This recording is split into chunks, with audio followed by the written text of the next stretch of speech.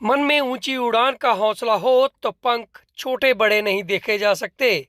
इसका उदाहरण यमुनानगर की कशिश है, जो इंडियन ब्लाइंड इंस्टीट्यूट में चंडीगढ़ में पढ़ती है और आज उसने टॉप कर अपने माँ बाप का नाम रोशन कर दिया।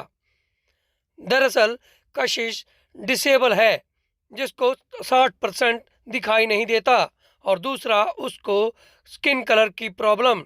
लेकिन उसके बावजूद आज उसने ये सब कर दिखाया कि बड़े बड़ों को भी उसने आज प्रेरणा दे दी कि वह किसी भी प्रकार की उड़ान भरने में पीछे नहीं है। हालांकि बेटियां जब बात आती थी तो बेटी के नाम पर ही सोच विचार होती थी, लेकिन आज इस बेटी ने, जिसे दिखाई भी पूरी तरह से नहीं देता, उसने माँ बाप के साथ साथ जिले का नाम रोशन किया है। बता दें कि आज सीबीएसई का +2 का रिजल्ट आया है, और ऐसे में यह इंडियन ब्लाइंड इंस्टीट्यूशन में पढ़ने वाली हरियाणा की 3 छात्रों ने इसमें टॉप में बाजी मार ली। बात अगर पहले नंबर की करें तो वह भी कुरुक्षेत्र के पिपली की गगनजोत है, जबकि दूसरे नंबर पर हरियाणा के यमुनानगर की यह कशिश है, जो टॉपर आने के बाद अब लोगों के लिए भी प्रेरणा बन चुकी है।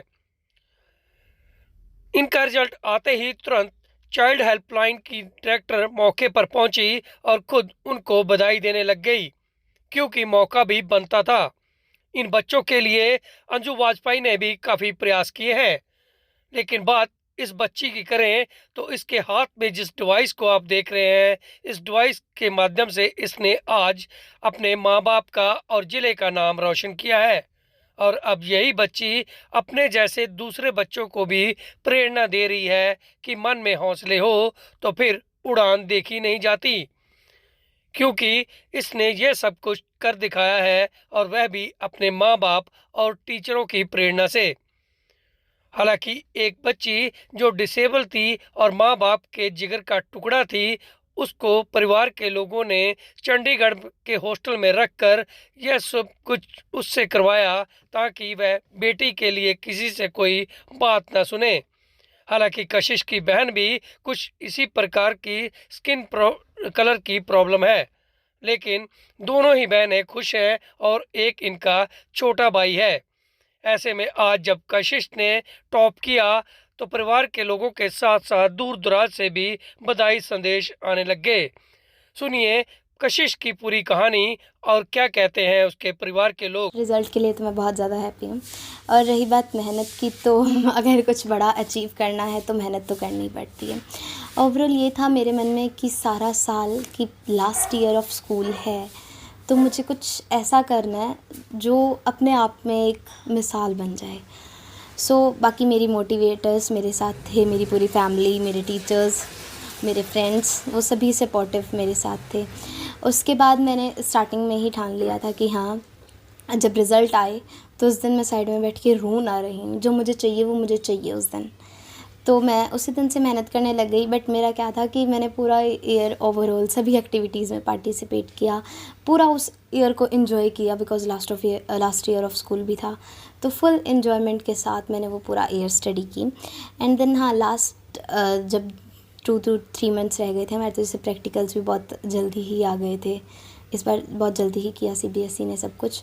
तो उस टाइम से मैंने पूरा अपना ध्यान सब चीज़ों से हटाकर सिर्फ पढ़ाई में लगा लिया था। डे नाइट सब पढ़ाई में ही जाता था उस टाइम पे। एम मेरा यूपीएससी क्रैक करना। मेहनत ये है सर कि अगर जहाँ चाह वहाँ रहा। उस लाइन ने मुझे बहुत मोटिवेट किया, मोटिवेटेड रहती थी सारा दिन। And then we studied. मैं पहले नॉर्मल स्कूल में पढ़ती थी, यहाँ 5th तक, तो मैं नॉर्मल स्कूल में ही पढ़ी। उसके बाद क्या हुआ कि जैसे वहाँ एक ब्लाइंड स्कूल था, तो यहाँ लोग इतने अवेयर नहीं हैं ब्लाइंडनेस से, तो काफ़ी दिक्कत थी। तो इसलिए मैंने वहाँ जाके स्टडी करना अच्छा समझा, और वो मेरे लिए बहुत ज़्यादा बेनिफिशियल रहा, क्योंकि मैंने खुद को आईने में पहचाना, अपने गुण, अपनी खूबियाँ, खामियाँ सब ढूंढी, अपने पैरों पे आज खुद स्टैंड किया, स्ट्रगल किया। मैंने शुरू में बहुत ज़्यादा किया, बहुत यहाँ से उठकर वहाँ एडजस्ट होने में बहुत मुश्किल आई। गवर्नमेंट से मेरी यही रहेगी कि जैसे कि गवर्नमेंट ने डिसेबिलिटी के लिए इंक्लूजन स्टार्ट किया है, तो कुछ प्राइवेट जो स्कूल्स होते हैं वो इसको आज भी नकार देते हैं।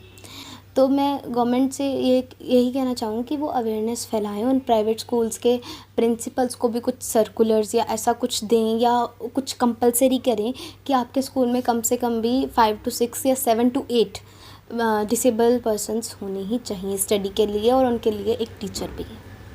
मेरी बेटी ने तो मेरा सर से ऊंचे ही उठा दिया। देखो कि जितनी उम्मीद थी उससे ज़्यादा ही कर दिया इन्होंने माँ के लिए, और खुशी से कुछ बात ही नहीं है जो मैं बोल सकूँ इसके लिए। सब ने सपोर्ट किया मिलजुल कर मेरे साथ, पूरे घर ने, फैमिली ने, तभी आज मेरा बच्चा यहाँ तक पहुँच पाया सर। जितना देखो मेरा हो सकता था मैंने उतनी सपोर्ट की है, बट टीचर्स का सबसे ज़्यादा मैं मानती हूँ। देखो एक हॉस्टल में रहना बच्चा, और देखो एक ऑनलाइन पढ़ना घर पे, जैसे इसको नहीं समझ आता था तो फिर मैं फ़ोन से पढ़ाती थी सर। हाँ जी सर, मैं बिल्कुल अपने बच्चे के साथ हूँ। देखो यूपीएससी का पेपर क्लियर करना है तो बड़ी बात है सर। नहीं, मेरी हमेशा इसके साथ सपोर्ट रहेगी सर। देखो जैसे पढ़ाई में लगा लो एंड देन दूसरी स्पोर्ट्स लगा लो, सब में हमेशा इसके साथ रहूँगी सर मैं। दिव्यांगता को ऐसे नहीं लेना चाहिए कि कोई कमी है। दिव्यांग का वर्ड ही जो अपने आप में है कि उनके पास कुछ स्पेशल है जो भगवान ने उनको दिया हुआ है, लेकिन उसको निखारने और उसको समझने की ज़रूरत है। लकी हैं वो पेरेंट्स जो उसको समझ लेते हैं और उसको निखारने का पूरा प्रयत्न करते हैं। और ऐसे में मेरा एक ऐसा लगता है कि पेरेंट्स को सबसे पहले अपने बच्चों को सपोर्ट करना चाहिए, क्योंकि बहुत सारे ऐसे बच्चे हैं दिव्यांग जिनको पेरेंट्स ये समझ लेते हैं कि कुछ नहीं कर सकते, कौन इनमें इन्वेस्टमेंट करे। उनको ऐसा नहीं सोचना, उनको उनका बढ़ने का हर मौका देना है।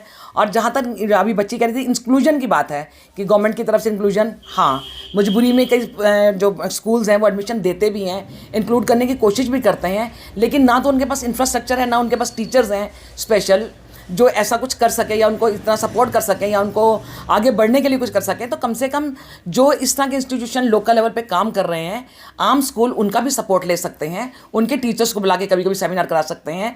बट सबसे पहले यही है कि दिव्यांगता को ये नहीं समझना चाहिए कि ये कुछ नहीं कर सकते, क्योंकि इस तरह के बच्चे जो नाम रोशन कर रहे हैं ये सबके लिए एक मिसाल है कि ये भी बहुत कुछ कर सकते हैं, प्रोवाइडेड कि सरकार, समाज और फैमिली जो है इनको सपोर्ट करे।